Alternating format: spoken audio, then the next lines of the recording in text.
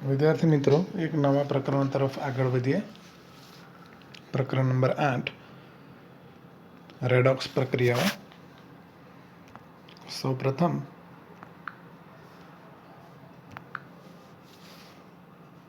तत्व विषे माहिती मेळवीए। एक ज प्रकारना परमाणुओनो बनेलो समूह एटले तत्व कहेवाय। धातु तत्व कोने कहीशुं? जे तत्वना परमाणुनी बाह्यतम कक्षामां 1 के 2 के 3 इलेक्ट्रॉन होय एने धातु तत्व कहेवाय। जे तत्वना परमाणुनी बाह्यतम कक्षामां 4 इलेक्ट्रॉन होय एने अर्धधातु। जे तत्वना परमाणुनी बाह्यतम कक्षामां 5 के 6 के 7 इलेक्ट्रॉन होय एने अधातु। અને જે તત્વના પરમાણુની બાહ્યતમ કક્ષા ઇલેક્ટ્રોનથી સંપૂર્ણ ભરાયેલી હોય એને નિષ્ક્રિય તત્વ કહેવાય છે। કોઈપણ તત્વને દર્શાવવા માટે આ પ્રકારનો સિમ્બોલ વાપરી શકાય। ધારો કે તત્વ એક્સ છે, એને આપણે સિમ્બોલિક લેંગ્વેજમાં દર્શાવવું છે તો ZXA એ રીતે દર્શાવાય, જ્યાં Z એટલે પરમાણવીય ક્રમાંક અને A એટલે પરમાણવીય દળાંક। અહીંયા જોઈ લઈએ, પરમાણવીય ક્રમાંક કોને કહીશું? તત્વના પરમાણુના કેન્દ્રમાં રહેલા પ્રોટોનની સંખ્યા અથવા ભ્રમણ કક્ષામાં દાખલ થતા ભ્રમણ કરતા ઇલેક્ટ્રોનની સંખ્યાને પરમાણવીય ક્રમાંક કહેવાય। પરમાણવીય દળાંક કોને કહીશું? તત્વના પરમાણુના કેન્દ્રમાં રહેલા પ્રોટોન અને ન્યુટ્રોનની કુલ સંખ્યાને પરમાણુ દળાંક કહેવાય। દાખલા તરીકે લિથિયમ આપ્યું છે 3Li7, એમાં પરમાણુ ક્રમાંક 3, પરમાણુ દળાંક 7, પ્રોટોનની સંખ્યા 3, ઇલેક્ટ્રોનની સંખ્યા 3। ન્યુટ્રોનની સંખ્યા ચેક કરવા માટે પરમાણુ દળાંકમાંથી પરમાણુ ક્રમાંક બાદ કરીએ, એટલે કે 7માંથી 3 બાદ કરતા ન્યુટ્રોનની સંખ્યા આપણને 4 મળશે। અહીં વિદ્યાર્થી મિત્રો કેટલાક તત્વો, પરમાણુ ક્રમાંક 1 થી 20 સુધીના તત્વોના નામ, સંજ્ઞા, પ્રોટોન, ઇલેક્ટ્રોન, ન્યુટ્રોનની સંખ્યા અને ઇલેક્ટ્રોન રચના એની આપેલી છે, જે આપણે ભૂતકાળમાં ભણેલા છીએ, પણ એકવાર રિપીટ જોઈ લો અને એનો સ્ક્રીનશોટ લઈ લેશો।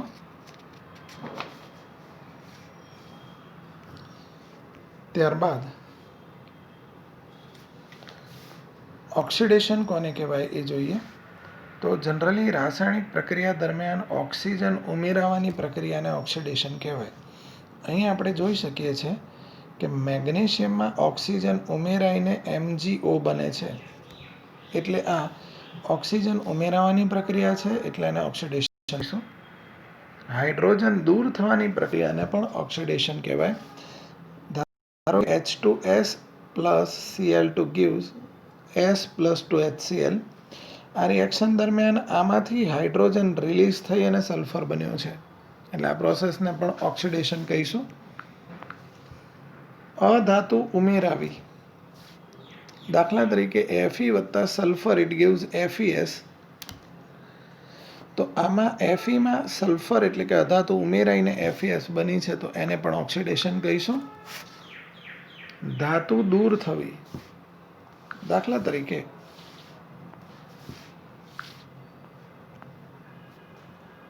Ki plus H2O2 gives 2KOH plus I2।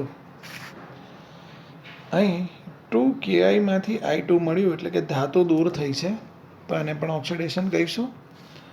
ધન સંયોજકતા વધવી, એને પણ ઓક્સિડેશન કહેવાય। Fe+2 માંથી અહીંયા Fe+3 બન્યું। ઇલેક્ટ્રોન મુક્ત થવા, એને પણ ઓક્સિડેશન કહીશું, તો એને માંથી એને પ્લસ બન્યા અને ઇલેક્ટ્રોન રિલીઝ થયા। તો આ ઓક્સિડેશન પ્રક્રિયાની ડેફિનેશન થઈ। હવે રિડક્શન પ્રક્રિયા જોઈએ। ઓક્સિડેશન કરતાં ઓપોઝિટ આ રિએક્શન છે, એટલે આમાં જો ઓક્સિજન ઉમેરાવો હતો તો આમાં ઓક્સિજન દૂર થવો। દાખલા તરીકે CuO gives Cu plus CO, તો CuOમાંથી ઓક્સિજન દૂર થઈને કોપર બન્યું, રિએક્શન છે। ત્યારબાદ આમાં હતું હાઇડ્રોજન ઉમેરાવો, અહીંયા છે હાઇડ્રોજન દૂર થવો, અહીંયા હાઇડ્રોજન ઉમેરાવો। દાખલા તરીકે Cl2 plus H2 gives 2HCl। આ પ્રોસેસમાં Cl2 માં હાઇડ્રોજન ઉમેરાય છે એટલે એ રિડક્શન છે. ત્યારબાદ ઓક્સિડેશનમાં હતું અધાતુ ઉમેરાવી, તો આમાં છે અધાતુ દૂર થવી. સપોઝ કે 2HgCl2 વત્તા SnCl2 gives Hg2Cl2 plus SnCl4 છે.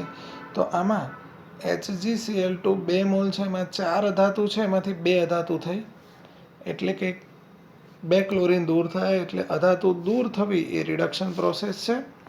ત્યારબાદ ઓક્સિડેશનમાં હતું ધાતુ દૂર થવી, તો રિડક્શનમાં આવશે ધાતુ ઉમેરાવી. સપોઝ કે HgCl2 વત્તા Hg gives Hg2Cl2 છે, તો આમાં Hg ઉમેરાય છે એટલે કે ધાતુ ઉમેરાવી એ રિડક્શન છે. ઓક્સિડેશનમાં હતું ધન સંયોજકતા વધવી, તો આમાં છે ધન સંયોજકતા ઘટવી. આમાં હતું ઇલેક્ટ્રોન મુક્ત થવા, તો આમાં છે ઇલેક્ટ્રોન સ્વીકારવા.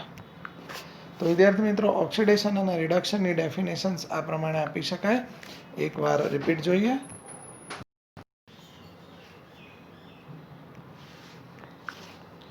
ઓક્સિડેશન માટે ઓક્સિજન ઉમેરાવો, અથવા હાઇડ્રોજન દૂર થવો, અથવા અધાતુ ઉમેરાવી, અથવા ધાતુ દૂર થવી, અથવા ધન સંયોજકતા વધવી, અથવા તો ઇલેક્ટ્રોન મુક્ત થવા.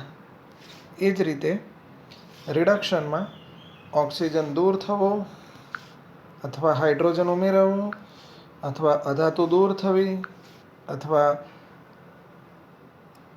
ધાતુ ઉમેરાવી, અથવા ધન સંયોજકતા ઘટવી કે ઋણ સંયોજકતા વધવી, કે ઇલેક્ટ્રોન ઉમેરાવા, એને આપણે રિડક્શન કહીશું.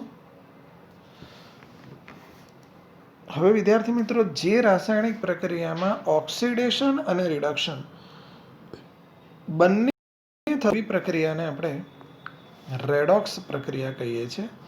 દાખલા તરીકે અહીં દર્શાવેલું છે ઝિંકનું ઓક્સિડેશન, Zn2 પ્લસ અને ઇલેક્ટ્રોન્સ. અહીંયા કોપર પ્લસ 2નું રિડક્શન છે. આ બંનેની કુલ પ્રક્રિયા સરવાળો કરીએ તો Zn plus Cu2 plus gives Zn plus 2 plus Cu મળે છે. તો આખી પ્રક્રિયામાં અડધો ભાગ ઓક્સિડેશનનો છે અને અડધો ભાગ રિડક્શનનો છે. એટલે ઓક્સિડેશન પ્રક્રિયાને આપણે કહીશું ઓક્સિડેશન અર્ધ પ્રક્રિયા, ઓક્સિડેશન હાફ રિએક્શન અથવા OHR. અને રિડક્શનના ભાગને કહીશું રિડક્શન અર્ધ પ્રક્રિયા, એટલે કે રિડક્શન હાફ રિએક્શન, એટલે કે RHR. ત્યારબાદ ઓક્સિડેશન કરતા પદાર્થ કોને કહીશું? તો વિદ્યાર્થી મિત્રો, એના નામ પરથી જ આપણને ખ્યાલ આવે કે જે પદાર્થ બીજાનું ઓક્સિડેશન કરે પણ પોતે રિડક્શન પામે, એને ઓક્સિડેશન કરતા પદાર્થ કહેવાય. એમ પણ કહી શકાય કે જે પદાર્થ ઓક્સિજન ગુમાવે અથવા તો હાઇડ્રોજન મેળવે, તો એનું પોતાનું રિડક્શન થાય, એટલે કે એ ઓક્સિડેશન કરતા કહેવાય. એમ પણ કહેવાય કે જેની ધન સંયોજકતા ઘટે, એનું પોતાનું રિડક્શન થાય, તો એને ઓક્સિડેશન કરતા કહેવાય. એવી જ રીતે રિડક્શન કરતા પદાર્થ કોને કહીશું? તો જે પદાર્થ બીજાનું રિડક્શન કરે પણ પોતે ઓક્સિડેશન પામે, એને રિડક્શન કરતા પદાર્થ કહીશું. એટલે કે જે પદાર્થ ઓક્સિજન મેળવે અથવા હાઇડ્રોજન ગુમાવે, એનું પોતાનું ઓક્સિડેશન થાય, તો એ બીજાનું રિડક્શન કરે, માટે રિડક્શન કરતા કહેવાય. અથવા તો એમ કહેવાય કે જેની ધન સંયોજકતા વધે અથવા તો ઇલેક્ટ્રોન મુક્ત કરે, એનું પોતાનું ઓક્સિડેશન થાય પણ એ બીજાનું રિડક્શન કરે, એટલા માટે એને રિડક્શન કરતા પદાર્થ કહી શકાય. વિદ્યાર્થી મિત્રો, સમજીએ ઇલેક્ટ્રોન વિનિમયના આધારે રેડોક્સ પ્રક્રિયા. મેગ્નેશિયમનો પરમાણુ ક્રમાંક 12 છે.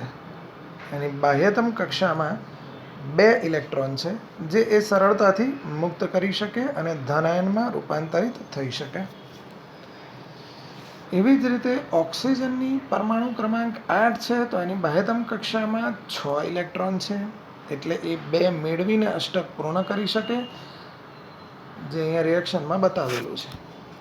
હવે અહીંયા ઇલેક્ટ્રોન રિલીઝ કરે છે એટલે ઓક્સિડેશન થયું કહેવાય, ને અહીંયા ઇલેક્ટ્રોન મેળવે છે એટલે રિડક્શન થયું કહેવાય. એને લુઈસ બિંદુ નિરૂપણથી સમજીએ તો મેગ્નેશિયમની બાહ્યતમ કક્ષાના 2 ઇલેક્ટ્રોન છે અને ઓક્સિજનની બાહ્યતમ કક્ષામાં 8 ઇલેક્ટ્રોન છે. મેગ્નેશિયમ 2 ઇલેક્ટ્રોન ઓક્સિજનને ડોનેટ કરે તો બે વચ્ચે બંધ બનીને MgO આ રીતે સંયોજન બને. અહીંયા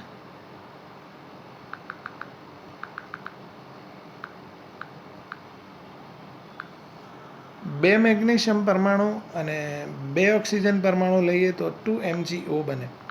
આયનીય પ્રક્રિયા આ રીતે બતાવી શકીએ કે મેગ્નેશિયમ 2 ઇલેક્ટ્રોન ગુમાવે એટલે Mg2+ બને, ઓક્સિજન 2 ઇલેક્ટ્રોન મેળવે તો O-2 બને અને પછી એ જોડાય એટલે MgO બને. તો અહીંયા મેગ્નેશિયમે ઇલેક્ટ્રોન ગુમાવ્યા અને ઓક્સિજને ઇલેક્ટ્રોન મેળવ્યા એટલે કે ઇલેક્ટ્રોનની આપલે એટલે કે વિનિમય થયો અને એના દ્વારા ઓક્સિડેશન અને રિડક્શન એટલે કે રેડોક્સ પ્રક્રિયા થઈ.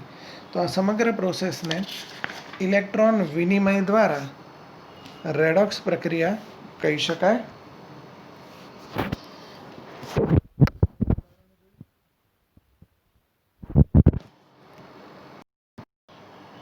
MgCl2 ની બનાવટ દ્વારા ઇલેક્ટ્રોન વિનિમયથી રેડોક્સ પ્રક્રિયા સમજીએ તો એઝ યુઝ્યુઅલ મેગ્નેશિયમની બાહ્યતમ કક્ષામાં 2 ઇલેક્ટ્રોન જેનું એ સરળતાથી દાન કરે તો Mg2+ બને. ક્લોરીનનો પરમાણુ ક્રમાંક 17 એની બાહ્યતમ કક્ષામાં 7 ઇલેક્ટ્રોન તો એ પોતાનું અષ્ટક પૂર્ણ કરવા 1 ઇલેક્ટ્રોન ઇઝીલી મેળવી શકે. તો કંઈક આ રીતે રિએક્શન દર્શાવી શકાય. પરંતુ મેગ્નેશિયમ જો 2 ઇલેક્ટ્રોન ગુમાવતું હોય તો એને મેળવવા માટે 2 ક્લોરીન પરમાણુ જોઈશે જેનું ક્રમે 1 ઇલેક્ટ્રોન મેળવી અને Cl- બનાવશે. બિંદુ નિરૂપણથી સમજીએ. મેગ્નેશિયમની બાહ્યતમ ઇલેક્ટ્રોન અને ક્લોરીનની બાહ્યતમ કક્ષાના 7 ઇલેક્ટ્રોન દર્શાવેલા છે. મેગ્નેશિયમ 1 ઇલેક્ટ્રોન એક ક્લોરીનને અને 1 ઇલેક્ટ્રોન બીજા ક્લોરીનને જશે અને આ રીતે MgCl2 બનશે. આયનિક રિએક્શન જોઈએ તો Mg ઇલેક્ટ્રોન ગુમાવશે એટલે Mg2+ બનશે અને ક્લોરીન ઇલેક્ટ્રોન મેળવશે તો Cl- બનશે. એવા 2 ક્લોરીન છે એટલે MgCl2 બનશે.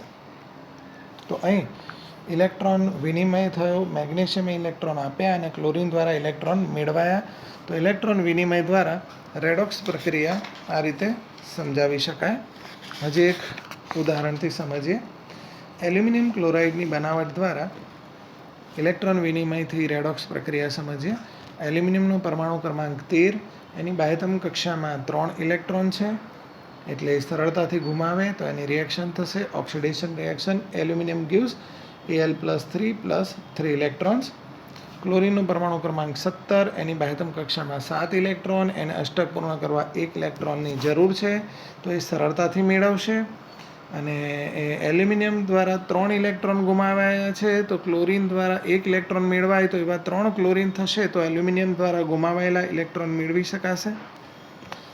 એને આ રીતે બતાવી શકાય. એલ્યુમિનિયમ 1 ઇલેક્ટ્રોન 1 ક્લોરીનને, બીજો ઇલેક્ટ્રોન બીજા ક્લોરીનને અને ત્રીજો ઇલેક્ટ્રોન ત્રીજા ક્લોરીનને આપશે અને આ રીતે AlCl3 સંયોજન બનશે. અને એને આયનીય પ્રક્રિયાની રીતે બતાવી શકીશું. Al+3 3Cl- gives AlCl3.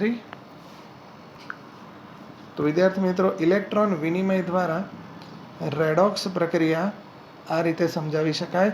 હંમેશા ઇલેક્ટ્રોન વિનિમયની પ્રક્રિયામાં ધાતુ તત્વ ઓલવેઝ ઇલેક્ટ્રોન ગુમાવશે અને અધાતુ તત્વ ઇલેક્ટ્રોન મેળવશે અને આ રીતે ઇલેક્ટ્રોનની આપલે થશે. ધાતુનું ઓક્સિડેશન થશે અને અધાતુનું રિડક્શન થશે. અહીં મેગ્નેશિયમનું ઓક્સિડેશન અને ઓક્સિજનનું રિડક્શન થાય છે. એ જ રીતે અહીંયા MgCl2 ની બનાવટ દરમિયાન મેગ્નેશિયમનું ઓક્સિડેશન થાય છે અને ક્લોરીનનું રિડક્શન થાય છે. અહીંયા ધ્યાન રાખીશું કે રેડોક્સ પ્રક્રિયા દરમિયાન ધાતુ દ્વારા જેટલા ઇલેક્ટ્રોન ગુમાવાયા હોય એટલા જ ઇલેક્ટ્રોન અધાતુ દ્વારા મેળવાય તો જ રેડોક્સ પ્રક્રિયા બેલેન્સ થાય.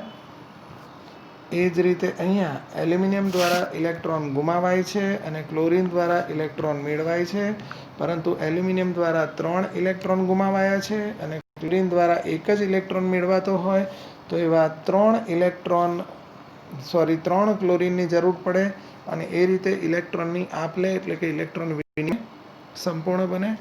અહીંયા એલ્યુમિનિયમ દ્વારા ઇલેક્ટ્રોન ગુમાવાયા એટલે એનું ઓક્સિડેશન અને ક્લોરીન દ્વારા ઇલેક્ટ્રોન મેળવાયા એટલે એનું રિડક્શન થયું.